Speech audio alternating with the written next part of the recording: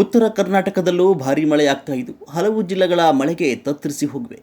ಹಲವು ಜಿಲ್ಲೆಗಳಲ್ಲಿ ಪ್ರವಾಹ ಪರಿಸ್ಥಿತಿ ನಿರ್ಮಾಣವಾಗಿದೆ. ಬೆಳಗಾವಿಯಲ್ಲಿ ಸುರಿತಾ ಇರುವ ಮಳೆಗೆ ಜನಜೀವನ ಅಸ್ತವ್ಯಸ್ತಗೊಂಡಿದೆ.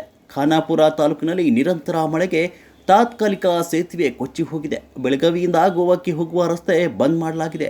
ಬೆಳಗಾವಿ, ಬಾಗಲಕೋಟೆ, ಧಾರವಾಡ, ರಾಯಚೂರು, ಗದಗ ಸೇರಿದಂತೆ ಉತ್ತರ ಕರ್ನಾಟಕದಲ್ಲೂ ಮಳೆಯ ಅಬ್ಬರ ಜೋರಾಗಿದೆ. ಖಾನಾಪುರ ತಾಲೂಕಿನಲ್ಲಿ ನಿರಂತರ ಮಳೆಯ ಅಬ್ಬರಕ್ಕೆ ಸೇತುವೆಯೇ ಕೊಚ್ಚಿ ಹೋಗಿದೆ. ಖಾನಾಪುರ ತಾಲೂಕಿನ ಕುಸುಮಳಿ ಗ್ರಾಮದ ಬಳಿ ಇರುವ ಈ ಸೇತುವೆ ಇದಾಗಿದೆ.